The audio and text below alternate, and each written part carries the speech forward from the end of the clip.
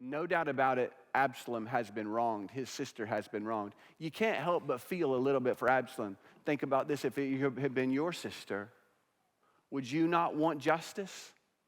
He wants justice.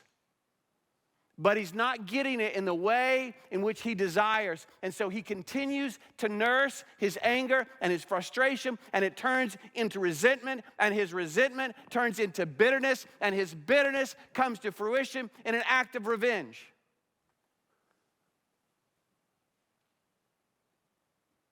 And listen to me, there's something I've learned in ministry. I've only been doing full-time ministry for 20 years. I got a lot ahead of me. In the grand scheme of things, that's not a lot of time. But I am learning some things just by observation. Right now, I got about 4 things I could tell you about life that is just, even if you don't believe in the Word of God, they're all biblical. But even if you don't believe in the Word of God, listen, these are things that are absolutely true, and I've seen it observable. And here's one of them. One of the most difficult things to overcome is a root of bitterness.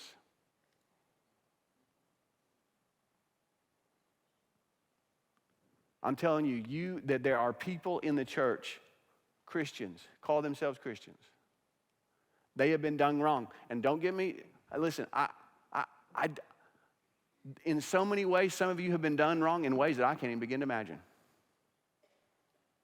I can't even begin to realize the depth of your hurt. Your family has been hurt. Maybe like Absalom, a family member has been wronged. Justice has not been done. Maybe the justice system has failed you, and the person who did the wrong is getting off scot-free, it appears. They're doing whatever they want. Seems like life's going good for them, but they wronged you, and you long for justice, and you're just nursing that anger, and you're nursing that unforgiveness, and you're just going to keep it in your heart like a little burning coal, and you nurse it, and you nurse it, and you nurse it, and it grows a root of bitterness in your life. And listen to me, it will destroy you.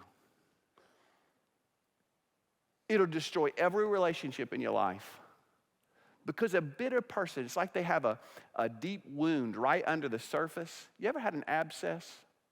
You ever had an abscess tooth? How does it feel if somebody pokes that abscess?